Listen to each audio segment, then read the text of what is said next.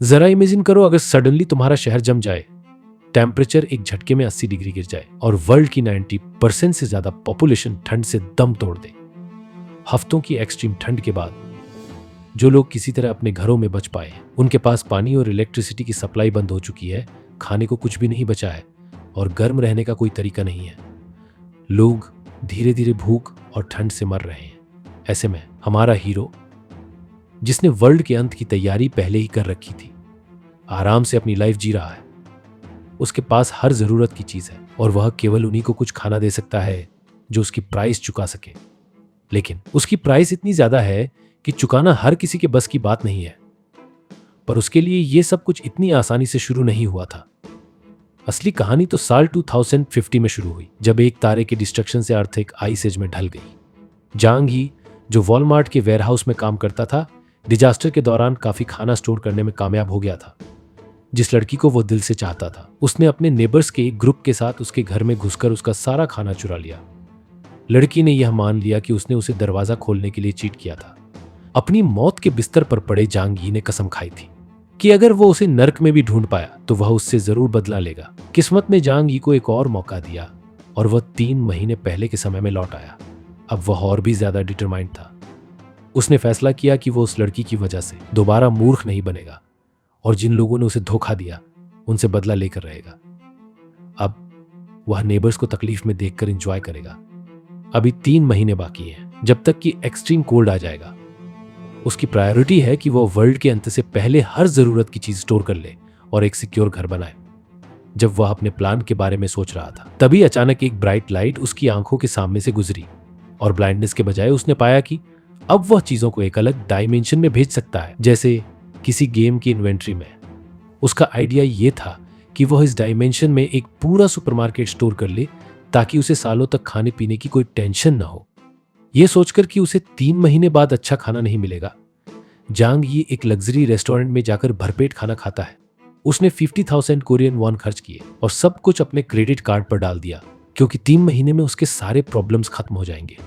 वह लड़की फांग चिंग, जिससे जांग ही सालों से प्यार करता था लेकिन उसने कभी इसे भाव नहीं दिया और जिसने पिछले लाइफ में अपने फ्रेंड के साथ मिलकर जांग ही को धोखा दिया था, उसे देखती है। फांग चिंग की फ्रेंड उससे कहती है कि फांग चिंग कितनी कितनी किस्मत वाली है, क्योंकि जांग ही, जो कि एक लूजर लड़का था जो उसके लिए सब कुछ करता था, वह अब अमीर हो गया था। फांग चिंग ने पिछले लाइफ में मासूम और कुंवारी होने की एक्टिंग की थी और लास्ट में उसने जांग ही से सब कुछ छीन लिया था, यहां तक कि उसका हाथ भी। जांग ही उसे देखकर सोचता है कि उसे मार देना चाहिए, लेकिन उसे पता है कि अगर अभी उसने ऐसा किया तो वो जेल चला जाएगा। इसलिए उसने तय किया वह वर्ल्ड के खत्म होने का वेट करेगा और तभी अपना बदला पूरा करेगा। जांग ही फांग चिंग को अपना बैंक कार्ड दिखाता है और पूछता है, क्या तुम सुपरमार्केट में शॉपिंग करना चाहती हो? वह उन दोनों को सब कुछ कैरी करने के लिए यूज करता है और दिखाता है कि अब उसके पास पैसा ही पैसा है। वे दोनों हैप्पीली इस थॉट से इसे एक्सेप्ट कर लेते हैं कि उनका भी कुछ प्रॉफिट हो जाएगा। वे पूछते हैं, इतना सारा खाना क्यों? और हीरो रिप्लाई करता है, क्या पता कब कोई अपोकलिप्स हो जाए, इसलिए तैयार रहना अच्छा है। दोनों अपॉर्चुनिस्ट जांग ही से कंप्लेंट करते हैं कि जांग ही कुछ भी नहीं कैरी कर रहा। वे दोनों उस पर बड़ा फेवर कर रहे हैं। जांग ही उन दोनों को एक लग्जरी डिनर कराता है, जैसा उसने इसके पहले खुद किया था, और अंदर ही अंदर हंसता है। जांग ही आने वाले टाइम का इंतजार करते हुए सोचता है कि मैं भी उस पल का इंपेशेंटली वेट कर रहा हूं जब मेरा टाइम आएगा। मैं भी उन सबको उनकी तरह ट्रीट करूंगा। मार्केट के बाहर अपने पोते के साथ खड़ी आंटी लिन जांग ही को देखकर बोलती है, तुम ये सब अकेले नहीं खा सकते, अपनी आंटी को भी कुछ दे दो। ये कहते ही उसका 5 साल का पोता जांग ही की शॉपिंग ट्रॉली से एक चॉकलेट ले लेता है। जांग ही उसे वापस अपने पास लेते हुए कहता है, सॉरी, मैं इसे अकेले ही खाऊंगा। बच्चा जिद करने लगता है और जांग ही को गालियां देने लगता है। अगर तुमने फिर से ऐसा किया तो मैं तुम्हारे दांत तोड़ दूंगा, जांग ही बोलता है। बच्चा तुरंत रोने लगता है। आंट लिन बोलती है, क्या कर रहे हो? एक समझदार आदमी होकर बच्चे से लड़ रहे हो। ये कहती हुई आंट लिन वो चॉकलेट मांगती है और बोलती है, मैं ये खरीद लेती हूं, पैसे बाद में ट्रांसफर कर दूंगी। जांग ही अपना बार कोड दिखाकर कहता है, बाद में नहीं, अभी करो, पैसे दो अभी, या खुद जाकर मार्केट से खरीद लो। ये बोलते हुए वह चला जाता है और आंटी लिन गुस्से में रह जाती है। घर पहुंचकर फांग यूचिंग उसे आंख मारते हुए बोलती है कि हमें मत भूलना। जांग यी मुस्कुराते हुए उनके फेस पर दरवाजा बंद कर देता है। जांग यी ने खरीदा हुआ सारा फूड अपने नए स्टोरेज स्पेस में रखा ताकि देख सके कि क्या यह समय के साथ खराब होता है या नहीं। वो जानता था कि आइस एज के आने से पहले उसे बहुत कुछ करना है। उसके दिमाग में एक सिक्योर हाउस बनाने का प्लान था जिसमें हीटिंग डिवाइस, मेडिकल सप्लाईज और अगर संभव हो तो कुछ हथियार भी हो। आइस एज आने में केवल 3 महीने बचे थे और जांग यी को जितनी जल्दी हो सके उतनी जल्दी सारी तैयारी पूरी करनी थी और सारे सामान स्टोर करने थे। अगले दिन स्टोरेज स्पेस में जाकर उसने केयरफुली खाने की फ्रेशनेस चेक की। उसने पाया कि लिविंग फूड स्टोर नहीं हो सकते थे, लेकिन फूड आइटम्स वैसे ही ताज़ा बने रहे जैसा उसने रखा था। यह एक बड़ी राहत थी। एक्साइटेड होकर उसने तुरंत अपना फोन उठाया और शहर के सबसे बेहतरीन रेस्टोरेंट को कॉल किया। बिना किसी झिझक के उसने 500 फुल मील्स की डिलीवरी का ऑर्डर दिया। उसने रेस्टोरेंट को समझाया कि वह 3 दिन और 3 रातों की ग्रैंड दावत आयोजित कर रहा है, इसलिए उसे इतना खाना चाहिए। पर जांग यी का असली इरादा कुछ और ही था। उसके अगले कदम ने उसकी सीरियसनेस को और भी क्लियर कर दिया। उसने अपने अपार्टमेंट की प्रॉपर्टी डीड ढूंढी और बैंक की ओर चल दिया। वह जानता था कि डिजास्टर के बाद पैसे सिर्फ बेकार कागज बनकर रह जाएंगे, इसलिए उसने अपने अपार्टमेंट को गिरवी रखकर लोन लेने का फैसला किया। बैंक के मैनेजर ने उसे चेतावनी दी कि इंटरेस्ट रेट थोड़ी ज्यादा होगी, लेकिन जांग यी की आंखों में एक अजीब चमक थी। वह मुस्कुराते हुए बोला, इंटरेस्ट रेट अब मेरे लिए कोई मायने नहीं रखती। उसने 9 मिलियन का लोन लिया और 3 महीने में 30 मिलियन चुकाने या अपना घर और कार खोने का डील किया। इसके बाद जांग यी सीधे शहर की सबसे फेमस सिक्योरिटी कंपनी में गया। वो वहां पहुंचा तो एक बिजनेस मैनेजर ने उसकी हेल्प की। जांग यी ने उसे डिजास्टर के लिए एक सिक्योर घर बनाने का अपना प्लान समझाया। मैनेजर ने उसे कई प्लान्स दिखाए, लेकिन जांग यी उनमें से किसी से भी सेटिस्फाई नहीं हुआ। उसने डिसाइड कर लिया था कि उसका घर एक किले जैसा मजबूत होना चाहिए। उसने डिमांड की कि घर को एविएशन मटेरियल से तैयार किया जाए, बालकनी में बुलेट प्रूफ ग्लास लगे और एक एयर फिल्ट्रेशन सिस्टम के साथ 360 degree blind spot free monitoring system भी जोड़ा जाए, और सबसे इंपॉर्टेंट, सामने का मेन गेट बैंक वॉल्ट के दरवाजों जैसा मजबूत हो। इसके अलावा जांग यी ने मैनेजर से कुछ वेपन्स हासिल करने के तरीके खोजने के लिए कहा। बिजनेस मैनेजर उसकी मांगों से हैरान था, लेकिन उसने कहा कि वह सब कुछ अवेलेबल करा सकता है, बस वेपन्स को छोड़कर। जांग यी के चेहरे पर हल्की सी स्माइल आ गई, जैसे उसने पहले से ही इसका सॉल्यूशन सोच रखा हो। अब जांग यी के पास केवल 3 महीने बचे थे और उसकी तैयारी जोरों पर थी। एक ऐसा घर बनाना जो उसे आने वाले डिस्ट्रक्शन से बचा सके, उसका अब सबसे बड़ा एम बन गया था। सिक्योरिटी कंपनी के अंतिम प्लान की कास्ट 8 मिलियन आई और डिपॉजिट का पेमेंट करने के बाद उसने उनसे तुरंत काम शुरू करने को कहा। अब उसे अपनी सुरक्षा के लिए कुछ वेपन्स की भी नीड थी। उसने तुरंत एक हंटिंग क्लब के मालिक से कांटेक्ट किया और कुछ क्रॉसबो गन्स खरीद लिया। जब वह घर लौटा तो उसने देखा कि 500 फुल मील्स की डिलीवरी भी आ चुकी थी। ये मील्स कई बड़े ट्रकों में आए थे जो पास पड़ोस के लोगों का ध्यान आकर्षित कर रहे थे।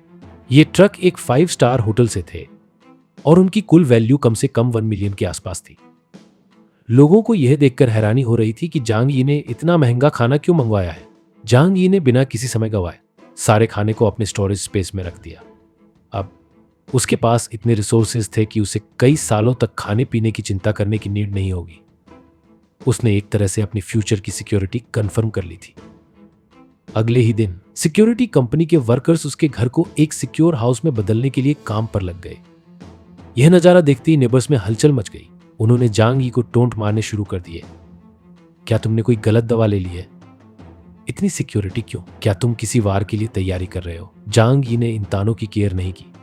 वह जानता था कि जो टाइम आने वाला है उसका इमेजिनेशन भी यह लोग नहीं कर सकते। जांग यी को इन सब बातों की कोई परवाह नहीं थी, क्योंकि उसे पूरा बिलीव था कि जब रियल प्रॉब्लम आएगा तो सभी को समझ आ जाएगा कि रियली जो किसके साथ हुआ है। इसके बाद उसने अपने कंपनी के मैनेजर से कांटेक्ट किया जहां वह काम किया करता था और मेडिसिन का एक बड़ा स्टॉक खरीद लिया। यहां तक कि वह भी जो पहले से दूसरी कंपनियों को बेचा जा चुका था। उसने दोगुनी प्राइस प्रपोज किया ताकि उसे प्रायोरिटी मिले और वह चीज हासिल कर सके जो उसे चाहिए थी। धीरे धीरे उसने ये सारी चीजें अपने घर पहुंचाना शुरू किया। जांग यी की इन तैयारियों ने फांग यूचिंग का ध्यान भी खींचा, जो जांग यी के बारे में जानने के लिए क्यूरियस थी। उसने पूछा कि क्या कुछ बड़ा होने वाला है और साथ ही बताया कि वह हाल ही में उसके बारे में बहुत सोच रही थी। जांग यी ने उसकी नकली चिंता को इग्नोर कर दिया, जिससे फांग यूचिंग नाराज हो गई। पहले जो जांग यी उसकी हर बात मानता था, अब वही उसे पूरी तरह से इग्नोर कर रहा था। फांग यूचिंग की सबसे अच्छी फ्रेंड इस पर हंसते हुए बोली कि अगर सच में कुछ बड़ा हो रहा होता तो गवर्नमेंट सबको सूचित करती। उसने मजाक में कहा कि फांग यूचिंग को बस नए और अमीर जांग यी को अपने साइड करना है ताकि वे दोनों मिलकर इसका फायदा उठा सके। हफ्तों की मेहनत और तैयारी के बाद जांग यी का सिक्योर घर एट लास्ट रेडी हो गया। कंपनी ने बिल्डिंग के हर फ्लोर पर एडवांस्ड सर्विलांस सिस्टम भी इंस्टॉल कर दी थी। जांग यी इस सर्विस से बेहद खुश था क्योंकि अब उसका घर एक इम्पेनेट्रेबल फोर्ट बन चुका था। अब सिर्फ एक अंतिम कंसाइनमेंट का सामान आना बाकी था। इसके कुछ ही दिनों बाद पीने के पानी के कई ट्रक उसके घर पर पहुंचने लगे। उन डिलीवरी ड्राइवरों में से एक उसका अंकल यू था जो उसी पड़ोस में रहता था। उसने देखा कि जांग यी ने इतने सारे गैलन पानी क्यों मंगवाए हैं। पिछले लाइफ में अंकल यू उन कुछ अच्छे लोगों में से एक थे जिन्होंने जांग यी का साथ दिया था। इसलिए जांग यी ने अपने अंकल से धीरे से कहा, इस साल का वेदर एक्सट्रीम कोल्ड होने वाला है, आपको जितना हो सके उतना जल्दी सप्लाई स्टोर कर लेना चाहिए। अंकल यू इस चेतावनी को इग्नोर नहीं कर सके। जांग यी के सीरियस चेहरे को देखकर वह इसे हल्के में नहीं ले सकते थे। उन्होंने मुस्कुराते हुए कहा, चलो काम पर लग जाओ। आने वाले हफ्तों में जांग यी ने अपना सारा टाइम और पैसा स्टॉक पाइलिंग में लगाया। उसने हर दिन क्रॉसबो गन से प्रैक्टिस किया क्योंकि उसे पता था कि अब वह दिन दूर नहीं जब इन तैयारियों की रियल टेस्टिंग होगी। एक्सट्रीम कोल्ड शुरू होने में केवल 3 दिन बचे थे और मौसम में पहले ही डेंजरस चेंज होना शुरू हो गया था। अब अंत का समय आ चुका था। जांग यी अपने काम पर, जहां वो स्टॉक सुपरवाइजर है, चाय बनाता है और अपने सभी को वर्कर्स को पीने के लिए इनवाइट करता है। चाय पीने के 1 घंटे बाद वे सभी बेहोश हो जाते हैं।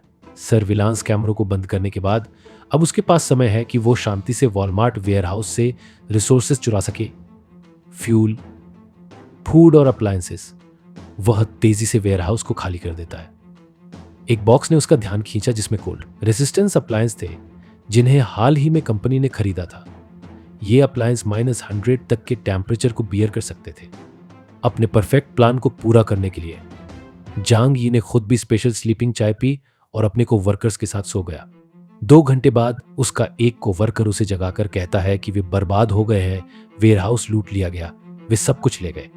यह सुनते ही वह हैरान होने का नाटक करता है। वेयरहाउस के सारे प्रोडक्ट्स कैसे गायब हो गए? मैनेजर उसे कॉल करता है और वेयरहाउस सप्लाईज की चोरी के बारे में पूछता है। यह जानकर कि पूरा वेयरहाउस एक ही बार में खाली हो गया, वह भी बिना कोई क्लू छोड़े, और कैमरों ने भी कुछ नहीं देखा। मैनेजर तुरंत सुपरवाइजर जांग यी पर कई लोगों के साथ इस क्राइम की प्लानिंग करने का आरोप लगाता है। जांग यी घबराते हुए मुस्कुराता है और कहता है कि वो इसके लिए कैपेबल नहीं है। सभी को स्टेटमेंट देने के लिए पुलिस स्टेशन ले जाया जाता है, लेकिन कुछ भी पता नहीं चलता। आखिर वे ये कैसे पता लगा सकते हैं कि वेयरहाउस को टेलीपोर्ट कर दिया गया था? इंक्वायरी के बाद पुलिस ऑफिसर कहता है कि किसी को भी शहर छोड़ने की परमिशन नहीं है क्योंकि सभी सस्पिशियस हैं। जांग यी सार्कास्टिक वे में कहता है कि वो तो घर से बाहर भी नहीं जाएगा। यह घटना 10 दिसंबर को शहर में न्यूज बन गई। कोई भी यह बिलीव नहीं कर सकता था कि टनों सप्लाई बिना किसी क्लू के 3 घंटे से भी कम समय में गायब हो गई। इसी दिन आसमान में हैवी स्नोफॉल शुरू हो गई। जांग यी जानता था कि यह ठंडे डिजास्टर की शुरुआत है। 3 दिन बाद जब सुपरनोवा विस्फोट की शॉक वेव पूरे ग्रह को तबाह कर देती है, तब वह घर पर था। टेम्परेचर रातों रात तेजी से गिरना शुरू हो गया। हैवी स्नोफॉल को खिड़की से देखते हुए जांग यी ने कहा कि इस बार स्टोरी डिफरेंट होगी। अपार्टमेंट ऑनर्स के सोशल मीडिया ग्रुप में लोग नर्वस थे क्योंकि यह पहली बार था जब उन्होंने शहर में इतनी अधिक बर्फ देखी थी। बिल्डिंग सोशल मीडिया ग्रुप में सब कुछ देखकर जांग यी जानता था कि कई लोगों के लिए यह फर्स्ट एंड लास्ट बार था जब उन्होंने इतनी बर्फ देखी हो। उसके पिछले लाइफ में हेवी स्नोफॉल 3 महीने तक चली थी और टेम्परेचर कंटिन्यू गिरता गया, जिससे कई लोग जिन्होंने पहले से फूड स्टॉक नहीं किया था ठंड में जमकर मर गए। ठंड के दूसरे दिन रेजिडेंशियल एरिया के एंट्री गेट पर बर्फ की ऊंचाई पहले ही 1 मीटर तक जमा हो चुकी थी। लोग अगर हीटर को पूरी तरह से भी चला दें तो भी घर के अंदर ठंड से कांपते रहते थे। हालांकि जांग यी, जिसने पहले से कई हीटिंग अप्लायंस तैयार कर रखे थे, गर्म और आराम से था। एक अच्छी नींद के बाद जांग यी को फोन की आवाज ने जगाया। यह कॉल फांग चिंग की थी, जिसने पूछा कि क्या जांग यी को तापमान में गिरावट के बारे में पता था, क्योंकि जांग यी ने पिछले कुछ महीनों से रोजाना सप्लाई स्टॉक की थी और क्यों उसने उसे बताया नहीं, जबकि फांग चिंग उसे बहुत पसंद करती है। अब वह ठंड से कांप रही है और इंस्टेंट नूडल्स खाने को मजबूर है। यह सुनकर जांग यी हंसा और उसके मुंह पर ही फोन काट दिया। फांग चिंग ने गुस्से के बावजूद बेहिचक जांग यी को एक मैसेज भेजा जिसमें वह उससे खाना मांग रही थी। मैसेज पढ़कर जांग यी ने थोड़ी मस्ती करने का फैसला किया। उसने उसे एक स्टिक कबाब और वाइन की फोटो भेजी जिसे उसने तुरंत पहचान लिया। टॉप क्वालिटी वाग्यू और बहुत महंगी फ्रेंच वाइन। उस समय फांग चिंग को खाने की क्रेविंग होने लगी और उसने जांग यी से वाइन के साथ में खाने का आग्रह किया। जांग यी का जवाब था कि अगर वो खाना चाहती है तो वह बाजार जाकर खुद खरीद सकती है। गुस्से के बावजूद फांग चिंग ने शांति बनाए रखी क्योंकि उसे जांग यी को खुश करना था ताकि वह उसके पास भी जा सके। इसके बाद जांग यी ने उसे पूरी तरह से इग्नोर किया और अपने भोजन का आनंद लेने लगा। तभी अपने आईपैड स्क्रीन पर बिल्डिंग के सर्विलांस कैमरों पर उसने बिल्डिंग मैनेजर आंट लिन को देखा जो कह रही थी कि घबराने की कोई जरूरत नहीं है और खाने के लिए झगड़ा न करें।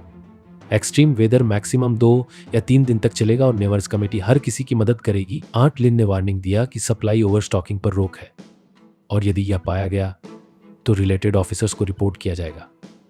हालांकि एक व्यक्ति ने उसका विरोध करते हुए यह सवाल किया कि वह कैसे कह सकती है कि एक्सट्रीम वेदर लंबा नहीं चलेगा।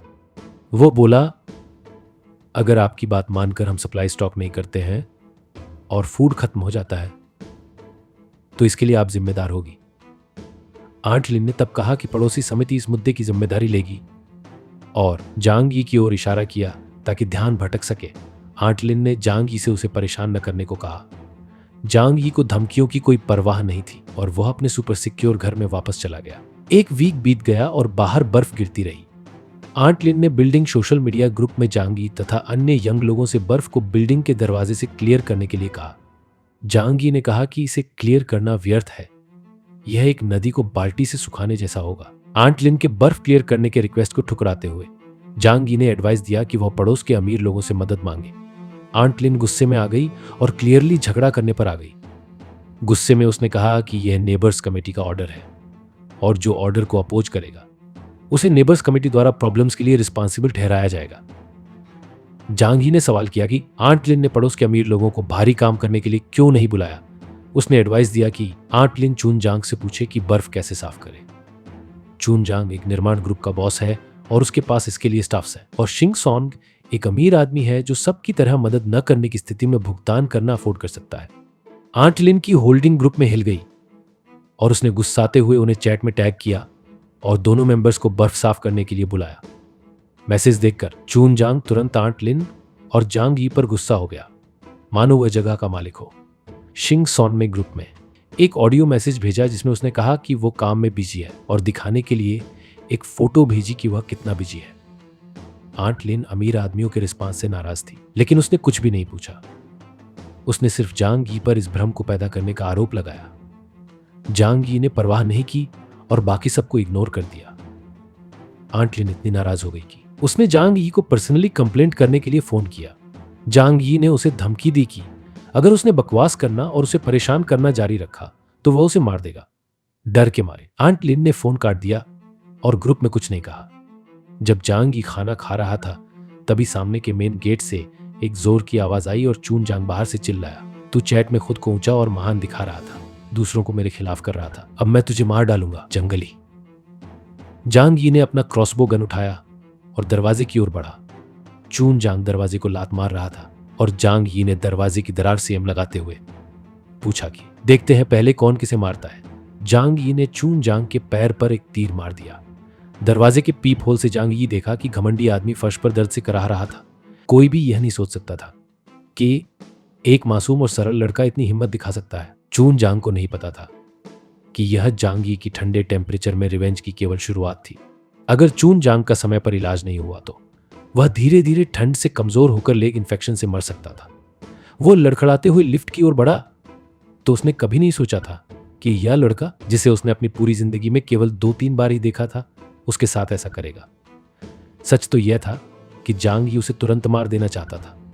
इस बात का एहसास होने पर चून जांग डर गया। उसने फोन उठाया और इमरजेंसी नंबर पर कॉल किया, लेकिन बर्फ के कारण किसी भी प्रकार की हेल्प मिलना असंभव था। इसलिए उसने खुद ही अपने घाव का ट्रीटमेंट करने का डिसीजन लिया। ठंड से सुन्न हो चुके पैर का फायदा उठाते हुए उसने खुद ही तीर निकाल दिया और फिर फोन उठाकर मालिकों के सोशल मीडिया ग्रुप में जांग यी को धमकी देने लगा। उसने कहा, जांग यी, मेरे शब्द याद रखना, चून जांग तुझे बिना किसी डर के मार डालेगा। जांग यी ने सेल्फ कॉन्फिडेंस से जवाब दिया, फिर से यहां आना और मैं तुझे मार दूंगा। इस बातचीत ने चैट ग्रुप में सभी क्यूरियस लोगों को डरा दिया। एट लीस्ट इस इलाके में कोई भी व्यक्ति चून जोंग का सीधे सामना करने की हिम्मत नहीं कर सकता था। यह पहली बार था जब किसी ने सीधे उस आदमी का सामना किया। गुस्से से भरे चून जोंग ने फोन उठाया और अपने सभी स्टाफ्स को बुलाया। कुछ ही समय में हर कोई अपने अपने हथियार लेकर जांगी के घर के दरवाजे पर पहुंच गया। बाल्डी सभी को जांगी के डोर तक ले गया और चिल्लाया, जांगी, आज तूने हमारे बड़े भाई को चोट पहुंचाया है, आज तेरी मौत का दिन है। यह कहते हुए उसने दरवाजे पर तलवार से अटैक किया, पर तलवार टूट गई और बाल्डी घूमता हुआ दूर जाकर गिरा। डर से बाल्डी ने कहा, यह दरवाजा तो प्योर मेटल से बना है, इस बच्चे के कितने दुश्मन हैं। इसका घर तो बैंक से भी ज्यादा सिक्योर है। जांग यी ने सिक्योरिटी कैमरों को देखते हुए कहा कि ये लोग कमजोर लग रहे हैं और शायद भूखे भी हैं। जैसे जैसे लोगों का गुस्सा बढ़ता गया, जांग यी ने एक प्लान बनाया। उसने पानी की एक पाइप उठाई और उसे किचन के टैप से जोड़ दिया। बाहर खड़े आदमियों ने देखा कि डोर का लेटर पैसेज खुल रहा है, लेकिन उन्हें कुछ समझ नहीं आया क्योंकि यह कोई क्रॉसबो गन या तीर नहीं था, इसलिए उन्हें कोई खतरा महसूस नहीं हुआ। अचानक जांग यी पाइप से उन सभी पर ठंडा पानी छिड़कने लगा। उनमें से कुछ लोग बर्फीले जमीन पर गिर पड़े, जबकि कुछ लोग भागने में सफल हो पाए। इस दृश्य से जांग यी को काफी सेटिस्फेक्शन मिला। इतनी ठंड में ठंडा पानी हथियारों से भी ज्यादा डेंजरस साबित हो सकता है। वो तीनों आदमी जो जांग यी से बचकर भागे थे, चूनजोंग के घर पर बैठे हुए थे और ठंड से कांप रहे थे। गुस्से में आकर चूनजोंग ने पूछा, क्या हुआ? पूरा ग्रुप मिलकर एक लड़के को नहीं पकड़ पाया। तीनों ने मिलकर समझाया कि जांग यी बहुत चालाक है। उसने अपने घर पर थेफ्ट प्रूफ स्टील का दरवाजा लगाया हुआ है। उसने दरवाजे में एक होल के जरिए हम सभी पर ठंडा पानी फेंक दिया। चूनजोंग ने कहा, वो हमेशा के लिए वहां नहीं छिप सकता। कुछ आदमियों को उसके डोर पर दिन रात गार्डिंग के लिए लगाओ। उसे कभी तो बाहर निकलने की जरूरत पड़ेगी। वह जब भी बाहर आता है, उसे पकड़कर बिल्डिंग की एंट्री गेट पर लेकर आओ। अंकल यू ने कुछ लोगों को साथ लेकर रेजिडेंशियल एरिया के एंट्री गेट पर से बर्फ हटाने का काम शुरू किया, सो दैट सुपरमार्केट तक जाने के लिए रास्ता खोला जा सके और फूड को रिस्टोर किया जा सके। लेकिन जल्द ही उन्होंने एक्सेप्ट कर लिया कि जांग यी सही कह रहा था। वह बर्फ को उतनी तेजी से नहीं हटा सकते थे जितनी तेजी से बर्फ गिर रही थी।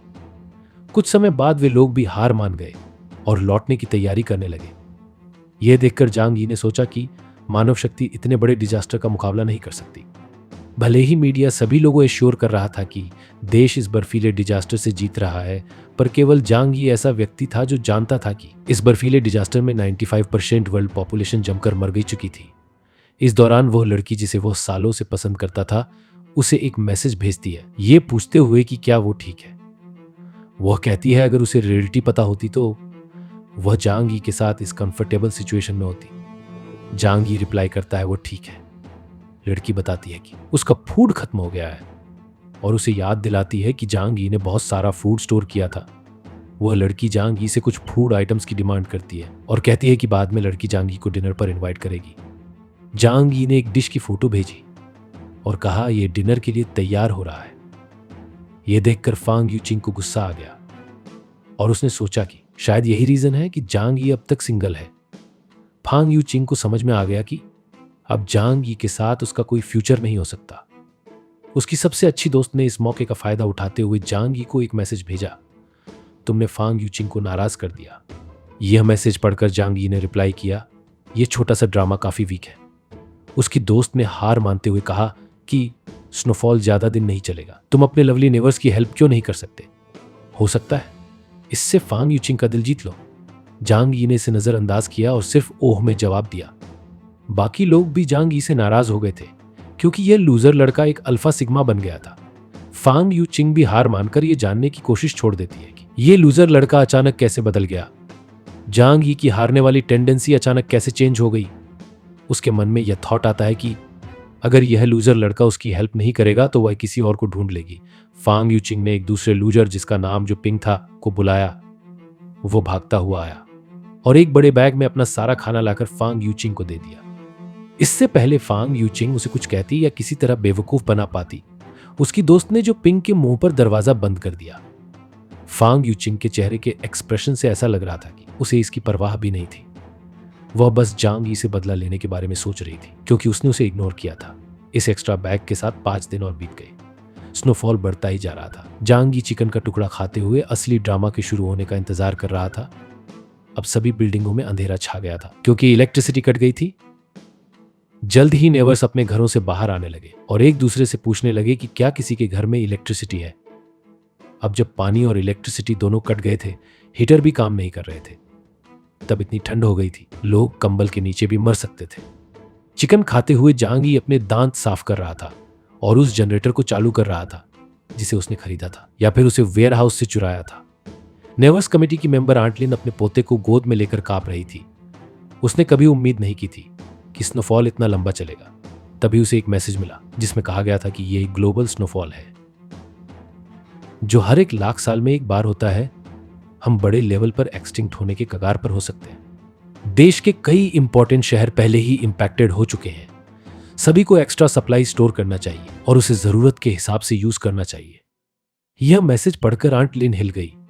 उसने कभी नहीं सोचा था कि यह डिजास्टर इतना खतरनाक होगा। फिर उसने एक प्लान बनाया। उसे यह सुनिश्चित करना होगा कि इस खबर को आने से पहले सभी लोग अपने फूड्स को गिव अप कर दें।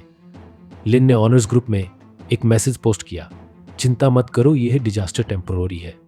पानी और इलेक्ट्रिसिटी की शॉर्टेज को मैनेज करने के लिए वर्कर्स काम कर रहे हैं। ऑफिसर्स ने एक आर्डर जारी किया है। इस एबनॉर्मल सिचुएशन के कारण नेवर्स कमेटी सभी प्रॉपर्टी ओनर्स को मैनेज करेगी। जो लोग हेल्प नहीं करेंगे उन्हें गिरफ्तार कर पूछताछ की जाएगी। इस मैसेज को देखकर सभी असंतुष्ट हो गए, खासकर चैन जांग। हालांकि वह इंपैक्टफुल पर्सन था, लेकिन अगर यह पुलिस का आर्डर होता तो उसे मानना पड़ता। इस बीच आंट लिन ने ग्रुप चैट में मैसेज किया और कहा कि स्नो स्टॉर्म की सीरियसनेस के कारण नेवर्स कमेटी ने प्रत्येक ओनर से सभी के स्टॉक अपने पास स्टोर करने और उन्हें इक्वल रूप से सभी के बीच डिस्ट्रीब्यूट करने का निर्णय लिया है, ताकि इस हार्श सिचुएशन से निपटा जा सके। जांग यी को याद आया कि उसने पिछले लाइफ में भी ऐसा ही किया था और सभी नेवर्स ने उसका सारा फूड चुरा लिया था। आंट लिन की गलती यह थी कि उसने जांग यी को पर्सनली एक मैसेज भेजा था जिसमें कहा था, जांग यी तुम वेयरहाउस में काम करते हो। मैंने पिछली बार तुम्हें 3 ट्रक भरकर ग्रोसरीज खरीदते देखा था। तुम्हारे पास बहुत सारा फूड स्टॉक में होगा। अब तुम्हारी बारी है, तुम भी अपना हेल्प दो। जांग यी, जो गुस्से में था, वह तुरंत एक ऑडियो मैसेज के साथ रिप्लाई किया, तुम बहुत चालाक और झूठी महिला हो। मैंने इन दिनों बहुत सारा खाना खाया है और अब घर पर सप्लाई स्टॉक्स खत्म हो गया है। जब तुम बिल्डिंग से स्टॉक कलेक्ट करोगी तो मुझे भी कुछ दे देना। यह ऑडियो मैसेज सुनकर ओल्ड लेडी का गुस्सा लगभग हार्ट अटैक जैसी सिचुएशन उत्पन्न कर दिया। वह सोच रही थी कि जांग यी ने सब कुछ इतनी जल्दी कैसे बर्बाद कर दिया। लेकिन जब उसे एहसास हुआ कि वह और उसका पोता कठिन हालात में है और उन्हें जांग यी पर डिपेंड रहना पड़ेगा, तो वह शांत हो गई और पोलाइटनेस से रिप्लाई किया, यह ऑर्गेनाइजेशन का ऑर्डर है, तुम्हें इसका पालन करना होगा। जब एक्सट्रीम सिचुएशन खत्म हो जाएगा तो मैं तुम्हारे अच्छे कामों की रिपोर्ट ऑर्गेनाइजेशन को दूंगी। अगर जांग यी अपने पिछले लाइफ में मरा नहीं होता तो शायद उसने इस पर बिलीव कर लिया होता, लेकिन उसने दांत साफ करते हुए रिप्लाई दिया, मैं झूठ नहीं बोल रहा हूं। मेरे पास घर पर कुछ भी खाने को नहीं है और मैं भूखा हूं। क्या तुम मुझे कुछ इंस्टेंट नूडल्स भेज सकती हो प्लीज? यह सुनकर आंट लिन खुद को काबू में नहीं रख पाई और जांग यी को रिप्लाई दिया, अपनी सप्लाईज देने से इनकार करना ऑर्गेनाइजेशन के अपोज में जाने के समान है। मैं कंफर्म तुम्हारी रिपोर्ट करूंगी। जांग यी ने उसे नजरअंदाज करते हुए कहा, जो करना है करो, तुम्हारी कोई हैसियत नहीं है। यह सुनकर आंट लिन इतनी नाराज हो गई कि उसने अपना फोन दीवार पर पटक दिया। कुछ भी हासिल न कर पाने के बाद आंट लिन ने अन्य ऑनर्स पर फोकस किया। अगर वह उनमें से कुछ को भी बेवकूफ बना सके तो यह इनफ होगा। 2 दिन बाद आंट लिन के झूठ बोलने पर कई ओनर्स ने अपनी सप्लाईज और लेडी के घर भेज दी। जांग यी ने सोचा कि इस पोस्ट एपोकैलिप्टिक दुनिया में इतने लंबे समय के बाद भी किसी पर विश्वास करना बेवकूफ़ी है। पूरी दुनिया में कियास मच चुका है। इनफ फूड नहीं है। लोग केवल भूख से मरने की वेट कर सकते हैं या फूड सर्च कर सकते हैं। कई ओनर्स ने आंट लिन को चैट में टैग करना शुरू कर दिया और उन सप्लाई के बारे में इंक्वायरी की जो इक्वली डिस्ट्रीब्यूट की जानी थी। इस पर करप्ट ट्रस्टी आंट लिन ने डिमांड्स का मजाक उड़ाते हुए रिप्लाई दिया, तुम मूर्ख हो, ये सप्लाईज मेरे हार्डवर्क से प्राप्त हुई हैं, मैं इन्हें क्यों दूं? तभी आंट लिन का फोन बजता है और वह फोन पर चुन जांग का नाम देखकर सहम जाती है।